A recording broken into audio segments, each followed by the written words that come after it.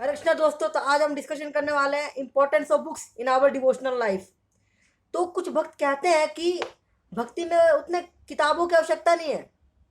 श्री प्रभुपाद जी ने हमें कहा है चैंट एंड बी हैप्पी, बस फीस्टिंग करो। इसका मतलब क्या है? चैंटिंग, फीस्टिंग, डांसिंग, बस डेट्स इट, और कुछ नहीं है।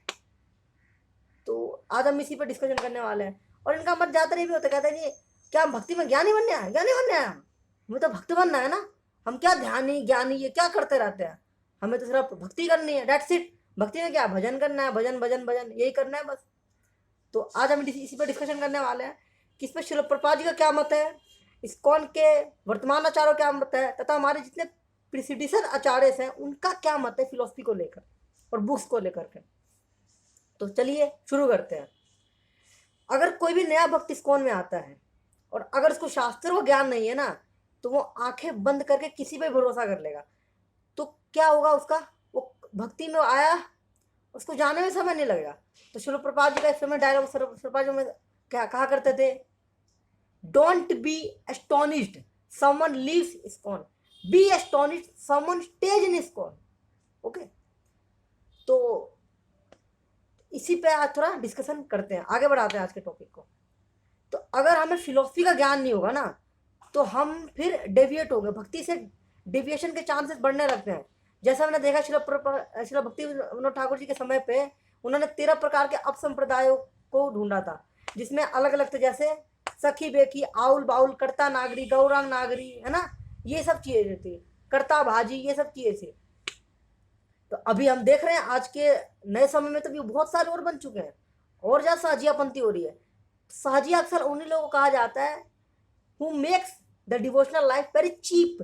They say that devotion, what's it? Devotion is so cheap, anybody can do that. Yes, that's right. शिल प्रभुपाद जी भी कहते थे, हाँ, अगर ध्यान योगी और ज्ञान योगी और भोगी कहते हैं कि भक्ति बहुत आसान है, तो हम उनको खुली छूट देते हैं कि वो आए भक्ति करें। लेकिन नहीं, भक्ति का मतलब है the devotional life is easy but application is difficult. एक बार श्री भक्ति साम सर ठाकुर प्रभुपाद जी ने अपने उनकी जो हारमोनिस्ट मैगजीन उनमें प्रिंट करवा के उन्होंने पूरे बंगाल में बंटवाए थे कि अगर कोई भक्ति करना चाहता है तो आए हमारे मठ में रहे और हम उनको सारी फैसिलिटी प्रोवाइड करेंगे, बस उनको भजन करना है और उनको वो रूटीन फॉलो करना है जो हम फॉलो करते हैं। एक व्यक्ति भी नहीं आया, आप सोचिए, एक व्यक्ति भी नहीं आया। मतलब मटेरियलिस्ट और सेंस ग्रेटिफिकेशन करने वाले जो ह्यूमंस हैं वो कह सकते हैं भक्ति बहुत आसान है, कहने के लिए वो आके प्रैक्टिकली अप्लाई नहीं करेंगे चीज़ों को, बस कहेंगे बैठ के। वो होता है ना प्रभु की हमने किसी के कंधे पे बंदूक लगा के हम गोली मार रहे हैं ना, तो वो तो चलता है, ये तो दुनिया का रीत है, सब चीज़ें चलती है। फिलोसफी की बहुत इंपॉर्टेंस है, नहीं तो हमारे जितने आचार्य हैं उन्होंने इतनी सारी बुक्स लिखी है। शिला रूप गोस्वामी ने इतनी सारी बुक्स लिखी है, मतलब भक्ति रसामृत सिंधु, है ना, और वृंदावन दास ठाकुर, हमारे जीव गोस्वामी ने उनकी मास्टरपीस षट संदर्भ है, कितनी सारी बुक्स लिखी है। तो क्या हमारे आचार्य मतलब सोच समझ कर नहीं लिखा, उन्होंने ऐसे बुक्स लिख दी क्योंकि उनको पता है कि भक्ति में टिके रहने के लिए इन इन इन फिलोसफी का नॉलेज होना आपके बहुत इंपॉर्टेंट है।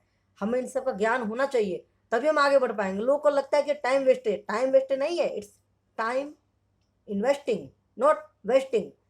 तो समय ये इन्वेस्ट हो रहा है, वेस्ट नहीं हो रहा है।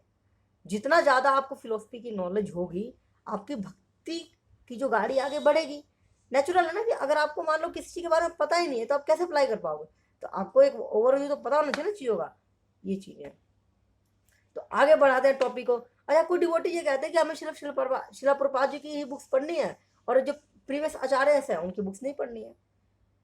ठीक है, कुछ डिवोटीज का अपना इस पर एक अलग मत हो सकता है, लेकिन जो इसको उनके वरिष्ठ भक्त हैं उनका क्या मत है, वो क्या कहते हैं इस विषय पे?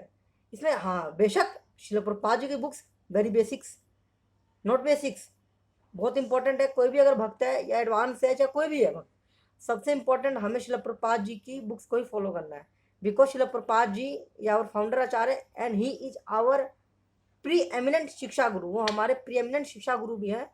तो we follow the teachings of Shrila Prabhupada जो कि हमारे वर्तमान आचार्य हैं। तो किसी भी संप्रदाय में जो वर्तमान आचार्य होते हैं उनकी इंपॉर्टेंस काफ़ी होती है, क्योंकि अगर हम वर्तमान आचार्य की टीचिंग्स को फॉलो नहीं करेंगे और डायरेक्ट जंप मारेंगे ना पीसीडी सर आचार्य पे, we can't advance in devotional life. Maybe कि हम कुछ फिलोसफी समझ जाए, लेकिन जो उसको अप्लाई करने की जो एंथुसियाज्म आएगा ना वो नहीं आएगा।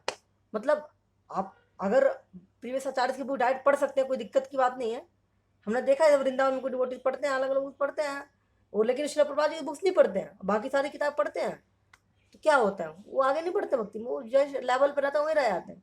लेकिन अगर आप श्रील प्रभुपाद जी की बुक्स पढ़ते हैं तो उनमें एक कमिटमेंट है, एक मिशन है, एक इंतसियाज्म है अपने गुरु महाराज की संदेश को फैलाने में, चैतन्य महाप्रभु के संदेश को फैलाने में दिखता है, दृढ़ता दिखती है उसके अंदर। वो पढ़ेंगे तो आपको एक अलग ही एडवांसमेंट आएगी डिवोशनल लाइफ में। हाँ, लेकिन श्री प्रभुपाद जी ने यह भी कहा था, अगर आप श्री प्रभुपाद जी कहते कि आप मेरी बुक्स को जल्द से जल्द खत्म कीजिए, पढ़िए, स्टडी कीजिए, लेकिन हमारे जितने प्रीसीडेसर आचार्य से, भक्तिविनोद ठाकुर जी हैं, बाकी जितने भी आचार्य हैं, उन सबकी बुक्स को आपको पढ़ना है। क्योंकि वो बुक्स क्यों लिखी गई, उन्होंने बुक क्यों लिखा है, उन्होंने आप ही के लिए लिखा है। ये मैंने बुक्स क्यों लिखा है, ये आप ही के लिए लिखा है। लेकिन आप ही पहले आप मेरी बुक्स पढ़िए और बाद में उनकी पढ़िए। इसमें एक बार किसी भक्त ने श्रील प्रभुपाद जी से पूछा कि श्रील प्रभुपाद जी, मेरे को भक्तिविनोद ठाकुर जी की टीचिंग्स बहुत अच्छी लगती है। तो श्रील प्रभुपाद जी ने बोला, no, first you read my books then go ahead. इसका मतलब है नहीं श्रील प्रभुपाद जी ने मना किया था, प्रभुपाद ने मना नहीं किया था। वो जो भक्त था वो अपने वर्तमान आचार्य को जंप करने के आगे जाने की प्रयास कर रहा था, इसलिए श्रील प्रभुपाद जी ने उसको मना गया था कि पहले आप फंडे तो समझो, फंडामेंटल कंसेप्ट आप क्लियर हो जाए तभी तो आप आगे जाओगे। आपको पता ही नहीं होता कैसे आप आगे जाओगे, बताओ आप पहले, है ना। ये सब चीज़ें थी। तो एक बार इसमें एक और एक प्रभुपाद जी मतलब एक स्टोरी आती है कि एक बार डिवोटी ना मतलब बुक्स लेके जा रहा था, तो वो बुक्स यहाँ तक पूरी रख ली थी। तो श्रील प्रभुपाद जी ने बीच में से बुक्स निकाली, साइंस ऑफ सेल्फ रियलाइजेशन की, और पूछा डिवोटी से कि आप बताओ इसमें क्या लिखा है। भक्त ने बोला, श्रील प्रभुपाद जी मैं बुक डिस्ट्रीब्यूट करने में इतना ज़्यादा मेरे पास लगा हुआ, बस टाइम ही नहीं बुक्स पढ़ने का। तो श्रील प्रभुपाद जी ने बोला, that's my complain from you, that I read all books. I also read my books.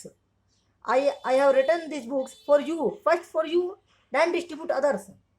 तो प्रभुपाद जी ने कहा था कि जो मैं अपनी किताबें मैं खुद स्वयं पढ़ता हूँ और कई बार डिसाइपल ने देखा भी था उन्हें। और श्री प्रभुपाद जी ने कहा कि पहले आप किताबों को पढ़ें, मेरी किताबों को पढ़ें, तब डिस्ट्रीब्यूट करें। क्योंकि अगर मान लो अगर आपने बुक्स नहीं पढ़ी, तो अगर आपको किसी को आप डिस्ट्रीब्यूट करो तो आप उस बुक्स के बारे में क्या बताओगे, उसको बताओ, आप कुछ नहीं बता पाओगे ना।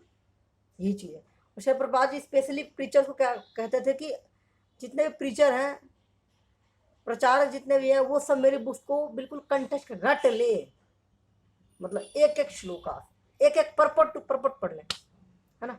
ये श्री प्रभुपाद जी ने कहा था कि अगर आपको प्रचारक बनना है तो श्री प्रभुपाद जी की बुक्स का आपका कमांड होना चाहिए। हाँ, और एक आप धीरे धीरे एडवांस करते जाते हैं तो और भी जो बुक्स हैं वो आप आगे आगे कर सकते हैं।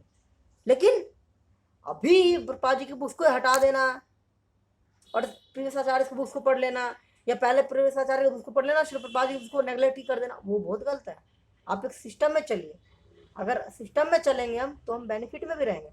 सिस्टम है, सब ठीक है। एक संस्था भी एक सिस्टम से चलती है, ये प्रकृति भी है जो एक सिस्टम से चल रही है।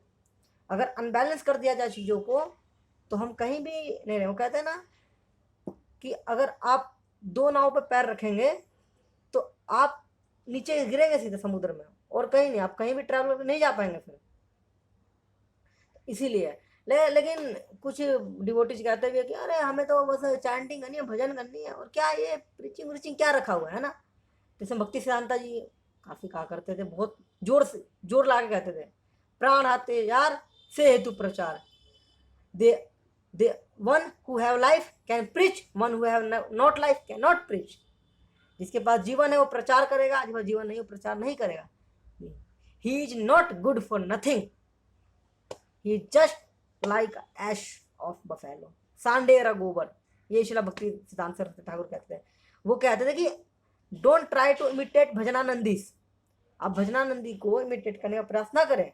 हमारी जो एक एडवांसमेंट होगी ना, ये प्रीचिंग के ही करते हुए, मतलब आप शास्त्र पढ़ें, गुरु के अंडर शास्त्र पढ़ें, जो वो कह रहे हैं उनके सेवाएं जो है वो करते जाइए, धीरे धीरे करके आपकी ग्रेजुअल प्रोसेस होगी। क्योंकि एक्चुअली लास्ट में क्या करना है, हमें लास्ट में भजन ही तो करना है। तो प्रभुपाद जी क्या कहते थे, फर्स्ट वर्क देन समाधि, पहले आप सेवा कीजिए लास्ट में समाधि। क्योंकि ये सब भजन वजन किन के लिए है? जब हमारा शरीर जब जवाब नहीं देगा, जब शरीर हाथ पैर काम नहीं करेंगे तो हम क्या करेंगे, भजन ही तो करेंगे। लेकिन अभी हम यंग है, यूथ है बिल्कुल, तो अभी हम क्या कर सकते हैं, अभी प्रचार, we can fully focus on preaching.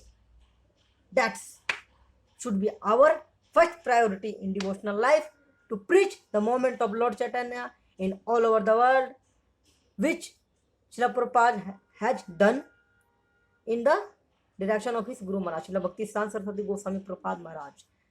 तो ये सब टॉपिक्स है, तो इनको आपको बहुत एक सीरियस लेना होगा, प्रभु आपको सीरियस लेना होगा। अगर आप सीरियस नहीं लेंगे, क्योंकि अगर आप 15 साल 20 साल भी डिवोटी रह जाए और अगर आप इंस्ट्रक्शंस को फॉलो ना करें ना, आप आगे नहीं जा पाएंगे कभी।